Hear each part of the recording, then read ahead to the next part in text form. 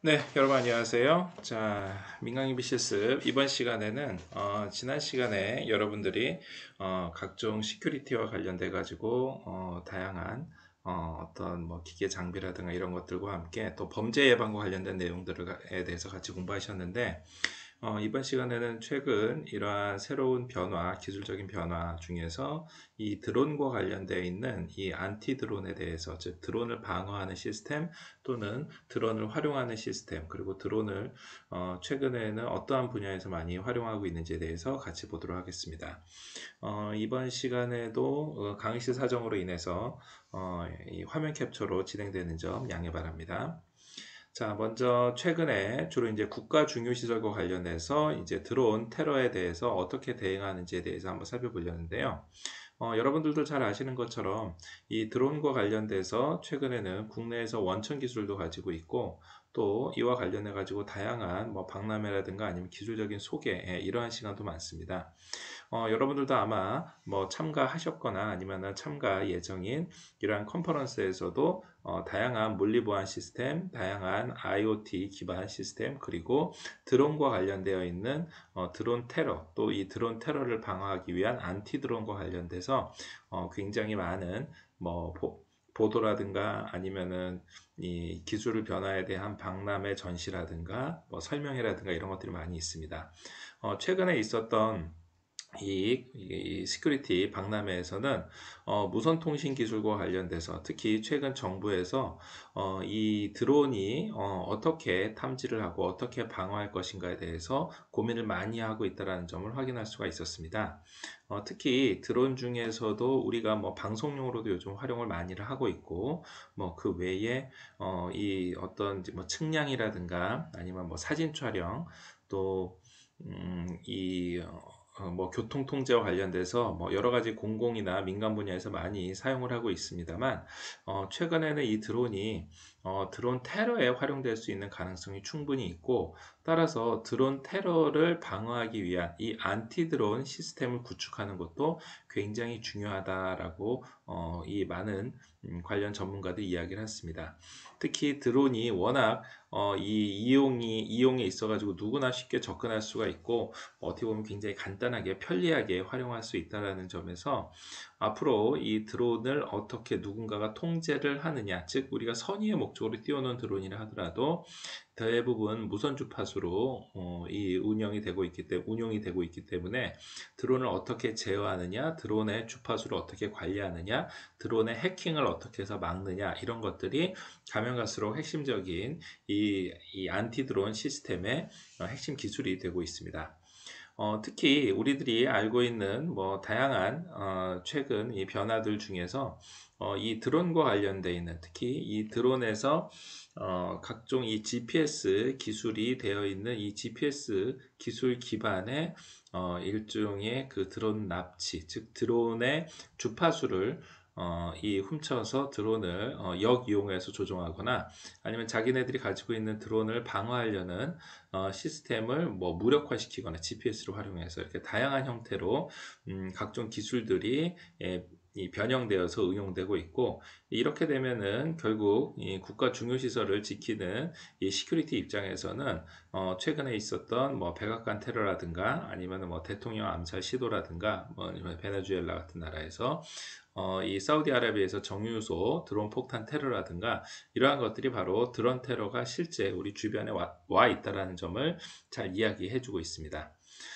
최근에 드론 테러는 뭐 크게 한 대여섯 가지 분야, 뭐 예를 들어서 민간이나 아니면 군사 시설과 관련돼 있는 드론 시설물에 대한 드론의 테러, 그리고 이 드론이 아무래도 그 공간적인 측면에서 자유롭다 보니까 개인의 사생활 침해라든가 아니면 기업이나 군이 가지고 있는 기밀의 유출 가능성, 그리고 더 나아가서 뭐 통신 두절을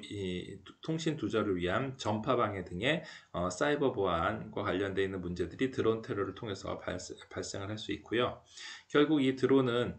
GPS를 활용을 해서 아니면은 이 GPS를 훔치거나 아니면은 가로채서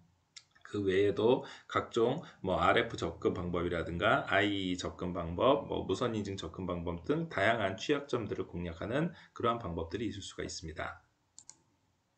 아울러 테러와 관련돼서는 사실 우리 주변에 있는 다양한 무선 주파수대가 활용되고 있고, 결국은 이 무선 주파수대를 누가 어떻게 해서 관리하는지에 대해서는 많은 분야에서 지금 현재도 많이 연구를 하고 있고요. 우리나라도 이것과 관련돼서는 기본적인 원천 기술을 가지고 있습니다. 최근에 이러한 이 드론과 관련돼서 특히 국가 중요 시설에서 어떻게 하면은 이 드론의 공격을 막을 수 있느냐, 소위 말하는 안티 드론의 이 체제를 구축하는 게 결국은 시큐리티 입장에서 가장 중요한 이 핵심적인 이 보안 위협에 대한 대응 체제 구축 사업이 되겠습니다. 최근에 우리 국내 기술로서는 일단 기본적으로 뭐 원자력 발전소와 같은 국가 중요 시설, 또 공항과 같은 국제공항과 같은 국가 중요 시설에 혹시 드론이 침투했을 경우에 어떻게 하면은 이 드론을 무력화시키는지에 대해서 주로 연구를 많이 하고 있습니다. 왜냐하면은 앞서 봤었던 것처럼 드론이 실제 뭐 폭발물을 직접 가지고 있을 경우, 또 내지는 드론이 폭발물을 가지고 있지 않다 하더라도 드론이 촬영해가는 기술이 우리나라에 굉장히 중요한 기술이나 아니면 중요한 정보일 경우, 더 나아가서 드론 자체가 공항 같은 경우에는 항공기의 이착륙을 방어하거나 등등등 다양한 형태로 시큐리티의 위협 요소로 다가오고 있기 때문입니다. 결국 국내에 있는 국가 중요 시설을 중심으로 해서 뭐 방금 말씀드린 원자력 발전소라든가 아니면 공항에 드론이 혹시 공격해 올지 모른다는 드론 테러를 대비를 하고, 그 이후에 뭐 군 시설이라든가 뭐 민간의 뭐 기술 개발 시설이라든가 등등 이렇게 국민 생활 여러 곳에 앞으로 드론이 미칠 수 있는 다양한 위험 요소들 내지는 테러 요소들에 대해서 막을 수 있는 안티 드론 체제 구축, 이것과 관련돼서 연구를 하고 있는 겁니다. 최근에 드론과 관련돼서는 점점 이 국내 드론 시장도 수요가 늘어나서 현재 이 드론과 관련돼 가지고서는 매년 한 20% 이상의 성장률을 보이고 있고요. 앞으로 2025년이면은 2조 이상의 아주 큰 규모의 시장으로 발전할 걸로 예상이 됩니다. 또 마찬가지로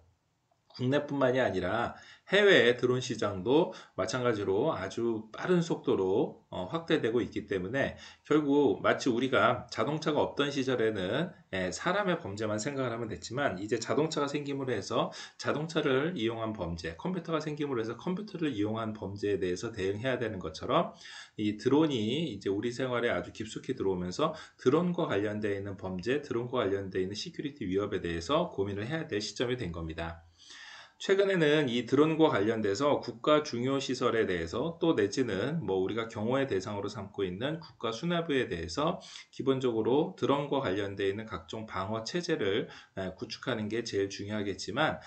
기본적으로 이 드론과 관련돼서는 혹시 드론이 만약에 공격을 하려고 할 때 어떻게 하면은 드론을 제3자가 통제를 할 수 있는지에 대해서, 일종의 드론의 주파수라든가 드론의 GPS라든가 드론의 이 무선 조정을 가로챌 수 있는 이러한 기술이 오히려 이 화이트 해커 입장에서도 필요하게 됐습니다. 즉 다시 말하면은 드론을 활용을 해서 실제 공격이나 테러를 하려는 사람들의 주파수를 가로채는 그 기술 자체도 안티 드론의 핵심 기술로 발전을 했기 때문에, 이제는 주파수를 이용해서 이 드론을 가로채는 뭐 재민 기술이라든가 아니면은 뭐 포획 그물망 기술, 레이저 빔을 활용을 해서 요격하는 기술이라든가 지능형 안티 드론, 즉 드론의 움직임에 맞춰서 같이 거기에 대응하는 AI 기반의 이 드론 기술 등 다양한 형태로 안티 드론 기술이 점점 발전을 하고 있고, 이러한 발전이 바로 이 드론으로 테러를 하려는, 또는 드론으로 시큐리티 위협을 하려는 세력과 함께 기술 경쟁 과정이다라고도 볼 수가 있습니다. 결국 우리가 지금까지 계속 같이 살펴봤었던 이 4차 산업혁명과 관련되어 있는 각종 IoT 기술이 발전하면 발전할수록, 또 그리고 이런 드론과 같은 새로운 우리 주변에 있는 아주 중요한 이 사회적 새로운 원천 기술을 발휘하는 새로운 개체가 발전하면 발전할수록 이쪽 분야에 대해서도 시큐리티와 관련된 다양한 대응이 필요하다는 점을 드론 테러와 그리고 이 안티 드론 시스템 구축과 관련돼서 우리가 같이 확인할 수 있는 자리였습니다. 자, 이어서 이 드론과 관련되어 있는 각종 해킹 기술과 더 나아가서 드론과 관련돼서 앞으로 어떻게 방어를 해야 될지에 대해서 우리가 좀 더 구체적인 사례 중심으로, 특히 최근에는 이 드론과 관련되어 있는 각종 이 산업이 어떻게 해서 지금 빠른 속도로 변화하고 있는지에 대해서 같이 살펴보도록 하겠습니다. 최근에는 이 드론 해킹과 안티 드론 기술에 있어서 결국은 이 각종 보안 산업의 핵심 기술로서 어떻게 이 날로 대중화되고 있는 드론을 방어할 것인가에 대해서 많은 사람들이 관심을 가지고 있습니다. 그래서 매년 이 세스라고 해가지고 라스베가스에서 개최되는 이 전자박람회에서도 이 드론이 가면 갈수록 다른 어떠한 매체보다도 어떠한 이 최근 이 4차 산업혁명 관련되어 있는 핵심 기술 중에서도 많은 사람들한테 관심과 주목을 받고 있고요. 이제는 드론이 그냥 단순하게 우리 주변에서 영상물을 촬영하거나 아니면 뭐 물건을 운반하는 그런 수준이 아니라 직접 사람이 탑승할 수 있는 그러한 드론이라든가 아니면 스스로 자기가 이 시각 인식을 통해 가지고 그래픽 인식을 통해 가지고 알아서 장애물이 있을 경우에 스스로 피해가는 이러한 AI 기반 탑재의 드론 등 다양한 제품들이 나오고 있고, 이제는 드론 자체가 우리 생활의 아주 일부분이 되는 그러한 시대로까지 발전을 했습니다. 자, 결국 이렇게 드론이 빠르게 성장을 하고 있다는 것은 결국은 드론과 관련돼서 그만큼 대중화되어 있고 우리 생활에 새롭게 들어오는 새로운 패러다임, 새로운 이 기술 집약되어 있는 이 매체로 볼 수가 있고, 더 나아가서 이 드론과 관련돼서 다양한 우리 생활의 변화도 충분히 예상을 할 수가 있습니다. 실제로 드론이 제일 처음에 굉장히 사람들한테 빠르게 이 주목을 받고 빠르게 확산됐었던 가장 큰 이유 중에 하나는 바로 드론 자체가 뭐 신기한 점도 있지만 굉장히 조종이 어떻게 보면은 누구나 할 수 있을 정도로 간단하고 또 굉장히 이 오락성도 높고 재밌고 활용하는 여부에 따라서는 앞으로 무궁무진하게 다양한 방면에서 활용할 수 있을 정도로 이 새롭게 우리가 활용할 수 있는 이러한 개체였었습니다. 특히 뭐 요즘은 드론과 관련돼서는 핵심 기술이 우리나라 미국뿐만이 아니라 중국도 많이 가지고 있는데, 중국에서는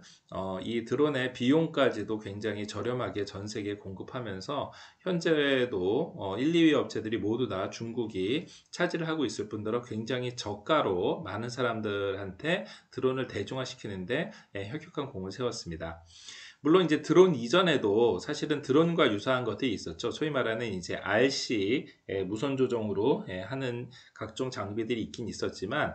어떻게 보면 가격적인 측면이라든가 활용도 측면이나 이런 면에서 일반 대중하고의 접근성은 그렇게 높지 않았었습니다. 자, 그런데 이제는 뭐 드론이 어디에서나 구입할 수도 있고요. 또 우리가 실제로 각종 TV나 방송에서도 많이 볼 수가 있는, 그래서 드론 자체가 새로운 매체, 새로운 이제 플랫폼으로 이제 변화하게 됐습니다. 실제 뭐 최근에 드론이 많은 분야에서 활용되고 있는데, 뭐 사진 영상 분야야 당연하고, 뭐 이제 그 각종 물류 시스템도 드론을 활용을 해서 할 것으로 충분히 예상이 됩니다. 그 외에 이 뭐 농업에 활용을 하거나 뭐 각종 이 물류 유통 말고도 실제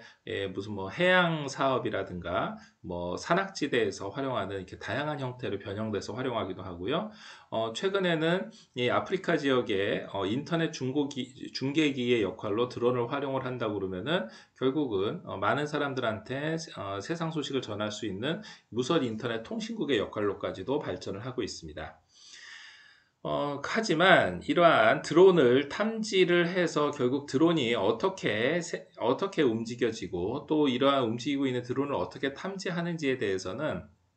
각각의 탐지 방식이라든가 주요 핵심 기술에 따라 다르게 되는데요. 일단 뭐 대부분의 나라에서는 지금 현재 이 액티브 탐지 방식이라고 해서 레이더 탐지라든가 영상 식별을 통해서 드론을 탐지하고 있지만, 최근에는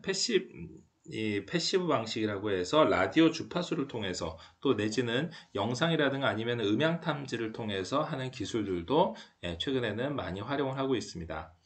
특히 미국에서는 이 FAA라는 미국 연방항공청에서 250g 이상의 드론에 대해서는 기본적으로 신고를 의무화 시키기 시작을 했고요. 결국 이러한 드론이 미국뿐만이 아니라 전 세계적으로 급속하게 확산돼 나가면서 혹시 드론이 이 테러에 활용되거나 아니면 각종 부작용을 걱정을 해야지 되는 이러한 시대까지도 돼버린 겁니다. 그래서 기본적으로 많은 사람들이 모이는 곳, 특히 미국처럼 대규모 스포츠 행사나 대규모 콘서트가 많은 곳이라든가 또 그 외에 뭐 가스나 원유 등을 보관하는 대형 저장 시설이 있는 곳, 그리고 뭐 원자력 발전소라든가 뭐 아니면 군사 시설이라든가 이렇게 사실상 공중을 통해서 드론이 들어가지 못하는 곳이 없기 때문에 결국 이들 지역에 드론을 악용하는 사람이 있다면, 드론을 테러의 수단으로 삼는 사람이 있다면 언제든지 위험 요소로 등장할 수 있다는 것을 잘 알 수 있습니다. 또 특히 고성능 카메라를 드론에 장착했을 경우에는 군부대 정찰이라든가 또 혹시 만약에 출시 전인 자동차가 있을 경우에 이러한 출시 전인 자동차, 출시 전인 상품에 대한 각종 이 산업 기밀들을 유출할 수도 있고요. 또 뭐 개인의 사생활, 뭐 예를 들어서 뭐 연예인의 사생활 이런 것들까지 활용되는 등 어떻게 보면은 드론이 이 사생활 보호를 침해하는, 그래서 이 각종 드론을 통해서 일종의 뭐 파파라치와 같은 그러한 부정적인 영향을 끼칠 수도 있습니다. 그래서 드론 입장에서는, 그러니까 드론을 이 운영하는 입장에서는 사실 드론을 직접 조종을 하고 있는 무선 주파수 이 무선 주파수 대라든가 또 이 드론을 활용하는 데 있어서 핵심적으로 이 통제할 수 있는 통제 시스템 등이 혹시 만약에 해킹을 통해서 침해가 된다면, 그래서 드론이 어떻게 보면은 이 화이트 해커든 아니면은 블랙 해커든 간에 드론이 혹시 보안에 취약함으로 해서 이 각종 이 뭐 데이터 센터라든가 아니면 연구시설, 기타 정부시설 등에 직접 침입을 해서 또 내지는 원거리에서 원격 조정을 통해서 드론을 활용을 해서 해킹을 하거나 또 드론을 활용을 해서 무선망에 침입을 하거나 등 다양한 형태로 이 악용될 수 있다는 점도 이제 점점 우려를 하고 있습니다. 결국 선의의 목적으로 만들었었던 드론이 이렇게 부정적인 효과를 볼 수 있다는 점에서는 결국은 최악의 경우를 대비한다는 입장에서 어떻게 보면은 혹시 드론이 다른 형태로 진행되는 것을 사전에 방지하기 위해서는 마찬가지로 드론과 관련돼서 핵심 기술을 가지고 있는 측에서도 드론과 관련되어 있는 각종 기술들, 드론과 관련되어 있는 각종 방어 기술들을 함께 개발하고 지금 이 순간에도 계속해서 보완을 해야 되는 그러한 시점이라고 볼 수가 있습니다. 실제로 드론을 활용한다라는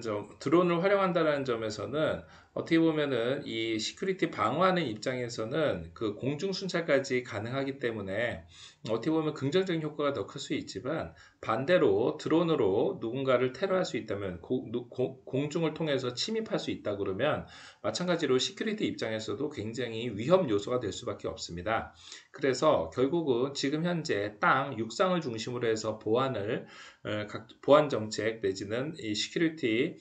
시스템을 구축한다면 마찬가지로 드론을 통해서 침입할 수 있다는 점을 가정해서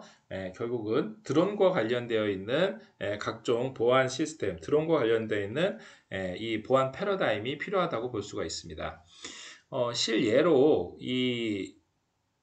일본에서는 수상관저에 후쿠시마 흙을 담았었던 드론이 발견되기도 했고, 백악관 앞들로 침투한 드론이 있기도 했습니다. 올림픽 행사에 드론이 출몰을 하거나 아니면은 런던 국제공항에 드론과 여객기가 충돌하는 그러한 사고도 있었습니다. 그 외에도 미국에 있는 핵무기 시설 상공이라든가 아니면은 남아프리카에 있는 원자력 발전소 시설 등의 드론이 충돌하기도 하는 등 다양한 형태로 드론이 어떻게 보면은 이 부작용 내지는 악영향을 미치기도 했었습니다. 또 이 실제 분쟁 지역에서는 드론에 폭발물을 달아서 이 드론이 폭발물을 투하함으로 해서 실제 군인이 사망하거나 다치는 일이 발생하기도 했고, 또 뭐 재소자를 탈옥시키기 위해서 이 탈옥 도구를 드론을 통해서 전달하는, 밖에서부터 재소자들한테, 교도소 안에 있는 재소자들한테 탈옥 도구를 드론을 통해서 전달하는 등 다양한 형태로 악용되기도 합니다. 결국 드론이 출몰하는 것 자체를 인지하는 거가 굉장히 어렵고, 설령 인지를 한다 하더라도 막을 수 있는 방법이 마땅치가 않기 때문에 결국은 이 안티 드론 기술, 즉 드론을 탐지를 해서 드론을 어떻게 해서 무력화시키는지가 가장 핵심적인 기술이 될 거라고 생각이 됩니다. 일단 가장 대표적으로 드론과 관련돼서는 최근에 이 새로운 공중의 이 하늘의 보안과 관련되어 있는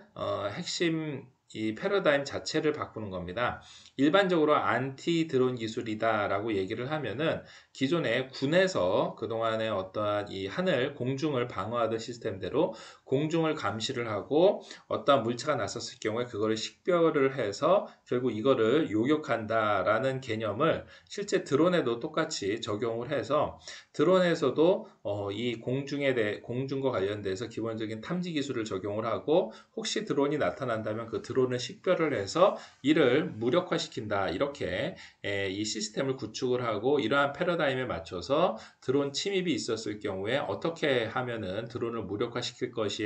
무력화시켜서 위협을 해소할 것인가에 대해서 연구를 하게 됐습니다. 자, 이러한 3단계 중에서 사실 지금 뭐 각 단계가 모두 다 중요하긴 하지만 그 중에서 가장 어려운 게 바로 탐지 단계입니다. 왜냐하면은 드론 자체가 생각보다도 굉장히 작고, 또 이 최근에는 기술력이 점점점 올라가서 이 드론의 소음도 점점 줄어들고 있는 상황입니다. 그래서 결국 드론이 한 80m 이상, 100m 정도만 올라가게 되면은 또 이 드론이 실제로 지금 현재 최대 허용 고도가 150m 상공인데, 그거보다 더 이상으로까지 만약에 무선 주파수대가 가능하다 그러면은 결국은 지상에서는 뭐 이렇게 눈으로 식별한다라든가 아니면 소리로 식별하기는 거의 그 불가능한 상황에 이르렀습니다. 결국 이 드론과 관련돼서는 드론을 포획하고 파괴시킬 수 있는 장비가 있다 하더라 할지라도, 그러한 뭐 기술력이 있다 할지라도 애초에 이 탐지를 하지 못한다 그러면, 애초에 이 드론이 어디 있는지를 모른다 그러면은 뭐 아무리 이 원천 기술이 있고 아니면은 무력화 기술이 있다 하더라도 사실상 무용지물이 될 수밖에 없기 때문에 결국은 이 드론을 탐지하는 게 어떻게 보면은 첫 단계로서 가장 중요한 단계라고 볼 수가 있겠습니다. 자, 결국 그러면은 드론을 탐지하는 기술은 어떻게 적용을 하느냐? 크게 액티브 방식과 패시브 방식이 있습니다. 일단 액티브 방식이라고 하면은 말 그대로 레이더를 이용을 해서 드론을 어디에 있는지를 직접 찾아내는 겁니다. 결국 전 세계에 있는 각종 방위 업체들이 기존에 레이더를 개량을 해가지고 드론을 탐지할 수 있도록 이 고도를 맞춘다라든가 아니면은 각종 이 광학기기를 활용을 해가지고 다양하게 활동을 하고 있습니다. 실제 이 드론을 탐지를 하는 이 액티브 방식 같은 경우에는 어떠한 이 사진 촬영이라든가 아니면은 각종 이 식별 기능을 가지고 이 드론을 찾아낸 드론에 이 방해를 할 수 있는, 전파 교란할 수 있는 장비를 발생을 해서 드론을 무력화시키는 이러한 기술입니다. 자, 그런데 이러한 이 기술력에는 장점도 있지만 단점도 몇몇 가지가 있습니다. 일단 기본적으로 이, 이 액티브 방식에서는 기본적으로 이 최대 탐지 거리가 3에서 10km까지 가능하기 때문에 멀리에서부터 오는 것도 이 파악이 할 수 있고, 또 직접 식별할 수 있는 거는 1km에서 3km 정도까지이기 때문에 탐지되고 난 다음에 명확하게 위치를 파악하는 것도 3km 내로 들어오면은 충분히 가능할 수 있기 때문에 직접 방어를 해야 되는 곳에 도착하기 전에 이를 확인을 하고 무력화할 수 있을 겁니다. 자, 하지만 일단 이 레이더 탐지의 가장 큰 단점, 바로 이 사각지대가 있다는 겁니다. 이 레이더 빔이 가지고 있는 특성상 아무래도 설치되어 있는 각종 고도라든가 기술력, 이러한 것들이 쉽지가 않고 또 이 레이더 빔이 차폐가 돼가 된다고 그러면은 그 후방 지역에서는 사실상 사각지대가 되기 때문에 결국은 광활한 개활지가 아닌 그러한 건물이나 아니면 언덕이 있는 구역 이런 데에서는 사실상 탐지 불능 지역이 발생을 하게 됩니다. 결국 말 그대로 레이더가 직접 탐지하지 못하는 방해 물체, 방해 구조물이 있었을 경우에는 결국은 드론이 침입하는 것을 100% 막아내기가 어렵다라고 볼 수 있습니다. 물론 이런 것까지 모두 방어하기 위해서 레이더를 이 사각지대를 모두 다 커버할 수 있을 정도로 뭐 많이 설치하거나 아니면 다양한 곳에 여러 곳에 설치를 하면 가능은 하겠지만 그랬을 경우에는 어떤 이 관리 비용이라든가 설치 비용들이 굉장히 많이 증가를 할 수가 있습니다. 또한 레이더 장비는 기본적으로 사람이 식별을 해야 된다라는 이러한 것도 있습니다. 최근에는 뭐 이 AI 기술을 통해서 점점 기술력을 보완하고 있지만 기본적으로 이 탐지되어 있는 물체를 드론인지 또 예를 들어서 이게 뭐 새인지 아니면 다른 뭐 풍선인지 이런 것들을 구분하기 위해서는 결국은 직접 이를 조정하는 이를 식별하는 이제 오퍼레이터 즉 이거를 직접 관리하는 사람이 이거를 직접 식별해야 되는 이러한 단점도 있습니다. 그러다 보니까 자연스럽게 레이더 시스템은 레이더 시스템대로 또 인원은 인원대로 특히 뭐 야간까지 포함한다면 사실상 24시간 뭐 3교대로 인원을 배치를 해야 되기 때문에 결국은 이 시스템 자체가 가지고 있는 뭐 비용이라든가 아니면 운용을 하는 데 있어서 어느 정도 한계 더 나가서 인력과 관련되어 있는 비용까지 다양한 형태의 이 추가적인 요소들이 많이 필요한 그런 실정입니다. 또 특히 최근에는 뭐 아무리 기술력이 발달한다 하더라도 드론하고 이 새하고 크기가 비슷한 경우에는 소위 말하는 이 오탐률 즉 이 오작동 비율이 높을 수밖에 없기 때문에 그때마다 경보가 울리면은 울린 경보를 직접 식별하고 난 다음에 이 관련해서 뭐 어떠한 이 안티드론 기술을 썼었을 경우에 결국은 불필요한 이 시큐리티와 관련되어 있는 뭐 인력 낭비나 아니면 요소의 낭비가 아닌가 그러한 우려까지도 있는 실정입니다. 한편 이 패시브 방식 같은 경우에는 드론의 특성을 인지하는 건데요. 뭐 대표적인 게 바로 드론이 기본적으로 통신을 통해서 하고 있기 때문에 어디선가 통신이 발신되고 있는 또 통신이 수신되고 있는 이 라디오 통신을 직접 탐지를 하는 방식입니다. 일단 드론이 그러니까 드론을 움직이고 있는 제일 처음에 드론을 날린 사람, 이 사람과 조종 신호라든가 영상 신호 등을 계속해서 주고받고 있기 때문에 이거를 주고받는다는 얘기는 결국은 특정 주파수 대에 무언가 지금 계속 끊임없이 교신이 이루어지고 있다는 겁니다. 결국 이 통신을 탐지를 해서 이 탐지되어 있는 기술력을 가지고 드론이 어디에 있는지를 역으로 추정을 한다 그러면 자연스럽게 이 드론 자체가 이 방어하는 안티드론 입장에서는 그 위치를 명확하게 파악을 할 수 있는 겁니다. 자, 물론 이때에도 드론이 만약에 이 원거리와 직접 즉 이 드론을 날린 사람과 서로 신호를 주고받는 게 아니라 GPS 자동 이 제어 시스템으로 운행을 한다 그러면 굳이 이 날린 사람하고 직접 이 조종 신호라든가 영상 신호 등을 서로 주고받을 필요가 없기 때문에 결국은 이런 드론 같은 경우에 즉 GPS 자동 방식으로 의해서 날아가고 있는 드론 같은 경우에는 패시브 방식으로는 탐지하지 못하는 이러한 단점이 있습니다. 그래서 결국 이럴 경우에는 드론이 가지고 있는 마치 우리가 앞에서 말씀드린 것처럼 이 드론의 뭐 외형이라든가 프로펠러 소리라든가 이런 것들을 영상이나 음향을 복합적으로 감지해내는 이러한 센서를 통해서 확인하는 이러한 걸로 보완을 하고 있습니다.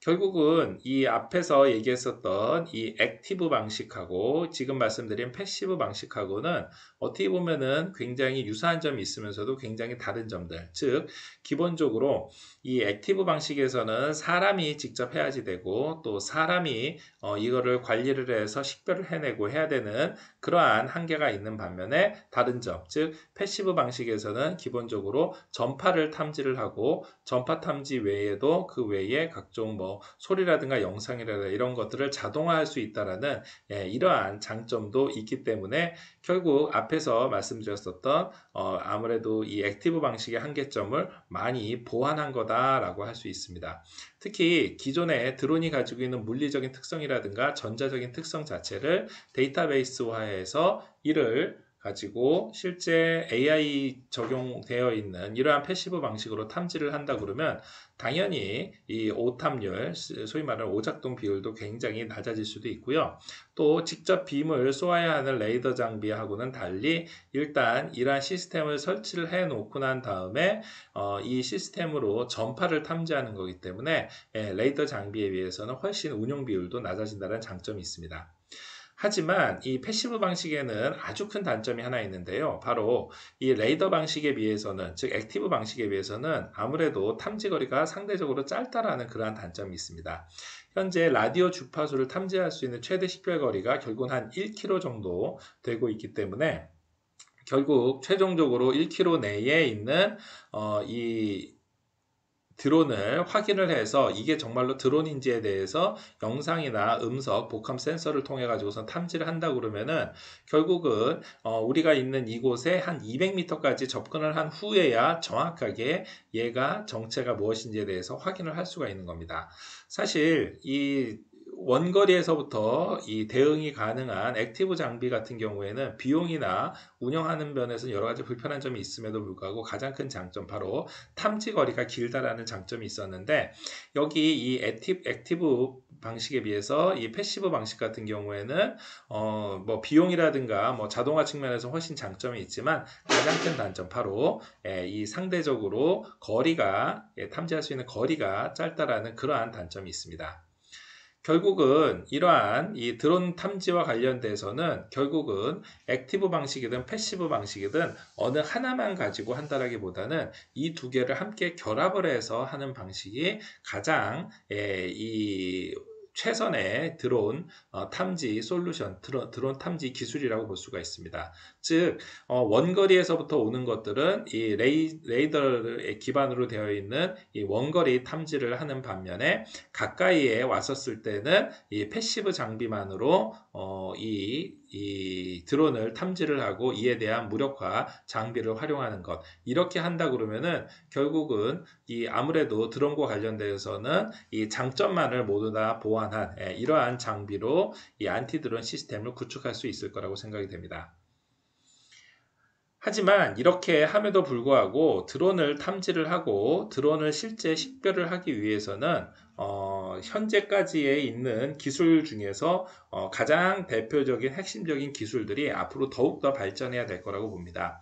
특히 그 중에서도 가장 최근에 가장 안전하면서도 가장 정확한 방법으로 활용하고 있는 게 바로 전파 교란 방식인데요. 이거는 아까 말씀드렸었던 3단계, 즉 탐지하고 난 다음에 식별하면은 이제는 무력화 단계에서 핵심적으로 활용하는 겁니다. 즉 다시 말하면은 전파 교란이라고 하면은 드론이 조종자가 있으면은 드론을 날린 사람하고 드론을 날린 사람과 드론 간에 서로 라디오 통신, 무선 주파수를 통해서 서로 교신을 할 때 이때 GPS 통신을 교란함으로 해서 이를 뭐 예를 들어서 조종을 무력화시키거나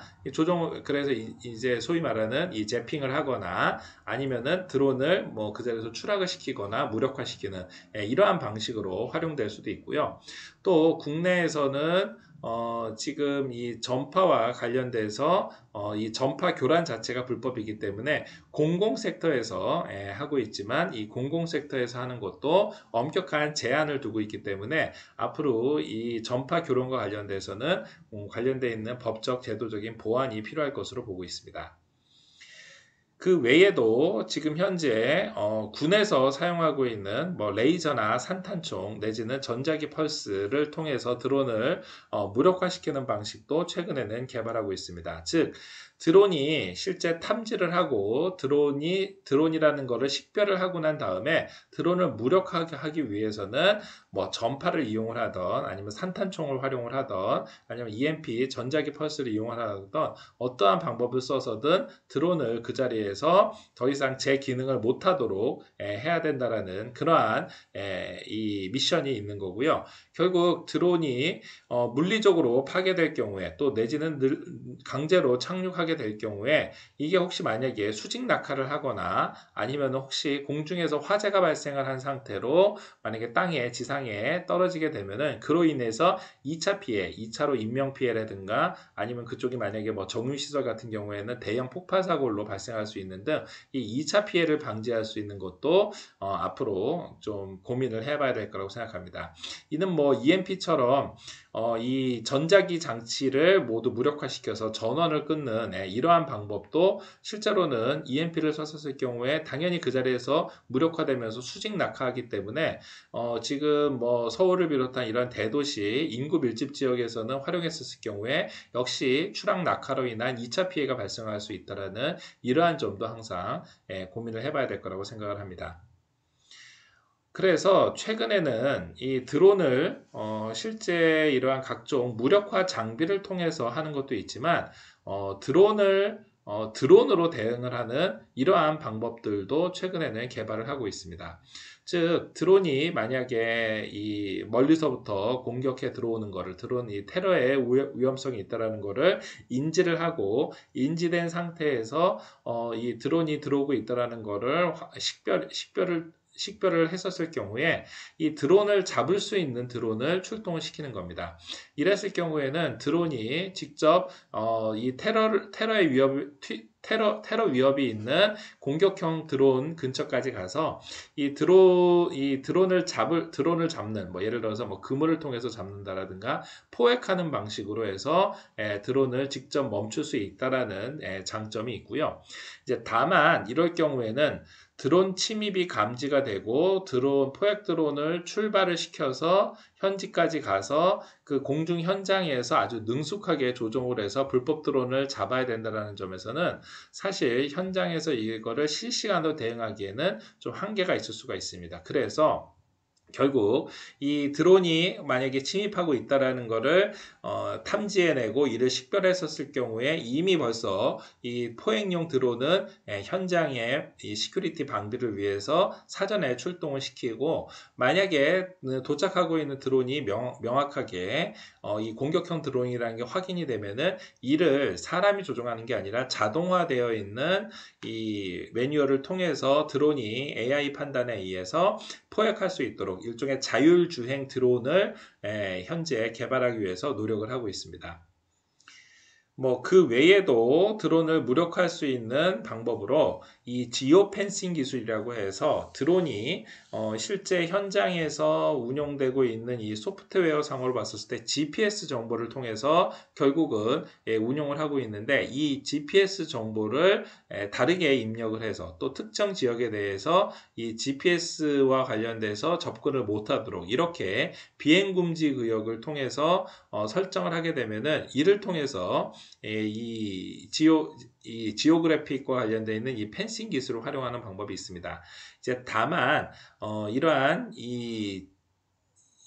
GPS 기능을 무력화시킬 수 있는 이러한 기술을 하고 있는 이 지오펜싱 기술 같은 경우에는 어떻게 보면 이 GPS 기능을 무력화하는 것 자체를 불법으로 개조한다고 그러면은 결국은 이 지오펜싱도 사용할 수 없다라는 단점이 있기 때문에 일단 기본적으로 이 비행 금지 구역과 관련되어 있는 이 지오펜싱, 즉 GPS 이 접근 금지를 설정을 하되 이에 따라 이거는 어디까지나 보완적인 방법으로 활용할 필요가 있는 겁니다.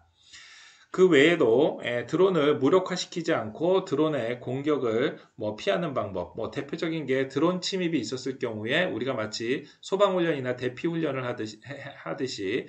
인원을 대피시키거나 아니면은 보호 대상을 은폐하거나 또 내지는 누군가 조종하고 있을 거기 때문에 인근 지역의 육상이라든가 이 고층 빌딩에 있는 이 조종자를 색출하는 방법 등 다양한 형태로 하는 방법이 있긴 합니다만 이거 역시 보조적인 방법이라고 볼 수가 있습니다.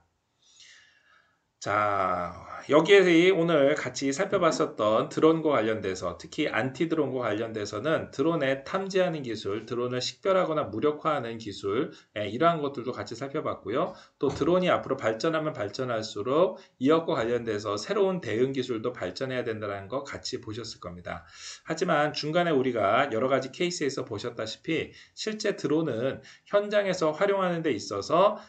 다양한 법적 제도적인 지원이 아직까지는 계속해서 보완돼야 되는 실정이기 때문에 만약에 여러분들이